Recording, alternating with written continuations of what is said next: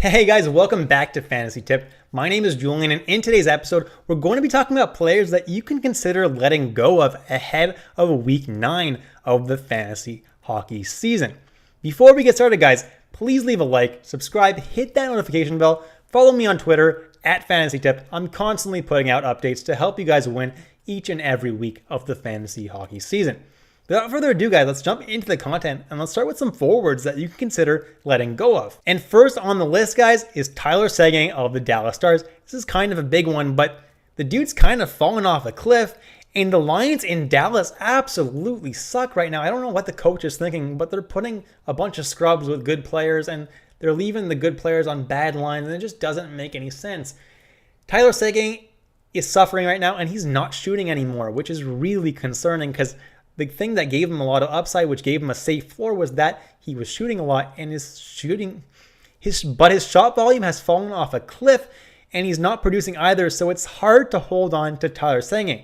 That being said, if you're in a deep league, I'm not letting go of Tyler Seguin, but if there's guys who are better on the waiver wire, on the free agency available, I'm not holding on to Tyler Seguin. I'm not holding out hope that Dallas is going to change their ways. They have Seguin right now on a line with Kiwi Ranta and Glendening. Like, it blows my mind how stupid that kind of a line is when you could put Seguin with Ben and Radulov, and that would be such a better line, and it would be a better opportunity for all those guys. Why are fourth line guys playing with stars? Like, how are stars going to play well with guys like that? It doesn't make any freaking sense. Anyway, Tyler Seguin is not valuable right now and is a drop, especially in shallower leagues. Next, I have my Manscaped must-trim player of the video, Jamie Benn. Get 20% off and free shipping with the code word FANTASYTIPPED at manscaped.com. That's 20% off and free shipping at manscaped.com with the code word FANTASYTIPPED. Don't get chirped this year for having a Jumbo Joe bush below the waist.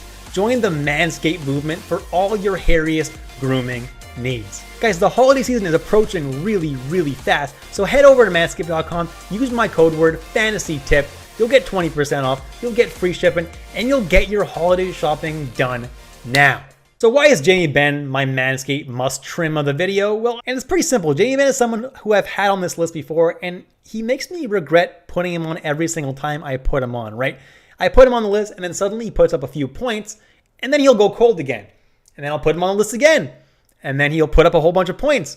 And I'll be like, oh, damn, maybe I shouldn't have included him. And then he'll go ice cold again. Well, the problem in Dallas is their lines. He's playing with Raffle and Gurianov. That's not a good enough line for Jamie Benn to produce. And also, Jamie Benn is not the player that he once was.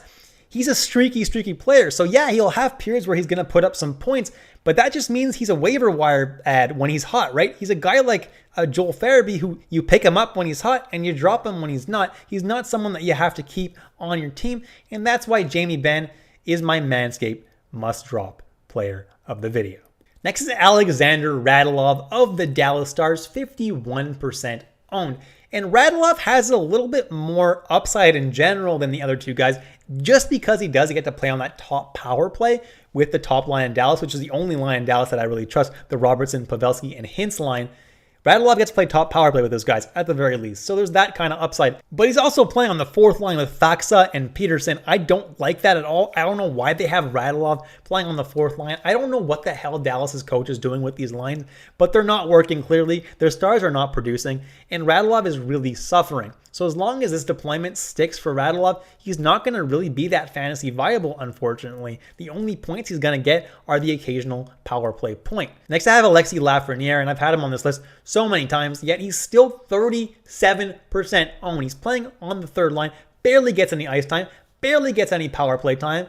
I don't know what people are expecting with Alexis Lafreniere, but he's not suddenly going to break out. Drop Alexis Lafreniere. Next is Cole Caulfield, Montreal Canadiens, 28% owned. And I had so many high hopes for Cole Caulfield going into the season. He's playing on the fourth line right now. If they're going to play him on the fourth line, just drop him back down to the AHL. That's not going to do anything for his development. He's still getting some power play time, but Cole Caulfield is not someone that I think has any kind of fantasy value right now, and you can drop in basically all leagues except for dynasty leagues. Moving on to defensemen, and number one on the list is Jeff Petrie. Such a disappointment this year. The Habs have been sucking, and he's a big reason for it. He's been really bad. He's put up basically no points the entire season, gone negative pretty much every single game.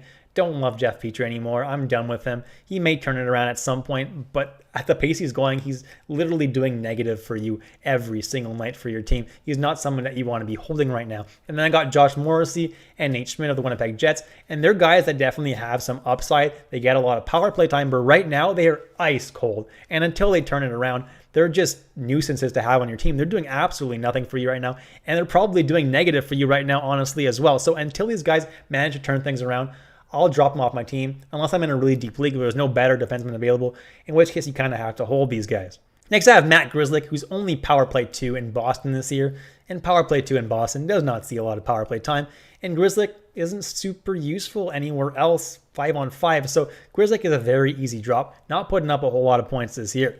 Then I have Keith Yandle of the Philadelphia Flyers, still 19% owned, and he's still getting a lot of power play time, but he's not doing anything with it. So until he starts to produce with that power play time that Philadelphia has given him, there's no reason to hold on to Keith Yandle. Moving on to goalies, and number 1 on the list is Vitek Vanacek of the Washington Capitals. And don't get me wrong, he's not a must drop, okay? Right now, it looks like Samsonov is taking over the crease in Washington.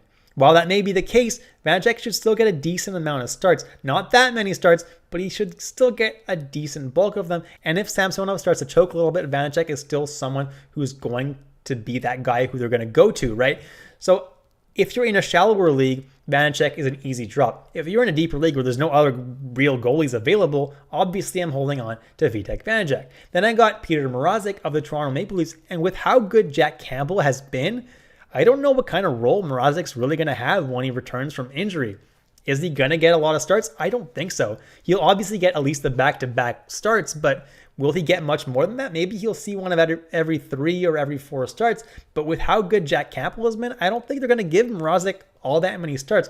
Obviously, if you have the IR room, hold on to Mrazek, right? There's no harm in holding on to him and seeing how many starts they end up giving him. But honestly, if you're holding on to him and you've got a bunch of guys on IR, he's a guy who's droppable. Then I have Kevin Lankinen of the Chicago Blackhawks, 33% owned, and Fleury's getting the bulk of the starts at this point, and Chicago hasn't been that great this year, although they seem to be turning it around a little bit. But Lankinen has not been the better goalie and is only getting 1 out of every 3 starts or so. If that's good enough for you, that's fine, but Lankinen is not someone I'm super high on right now. Then I got Anton Khudobin, who's being a healthy scratch right now because Holtby and Onger are playing very, very good hockey. So I don't know why this guy's still 11% owned because, frankly, he's not playing. He's not even the backup. Then I got Thomas Greiss of the Detroit Red Wings, 11% owned, and it looks like Nedeljkovic has taken over the crease in Detroit. Greiss seems to be relegated now to just the back-to-back games, so no real reason to own this guy. He's not on that great of a team, and he's only going to get the back-to-back starts now.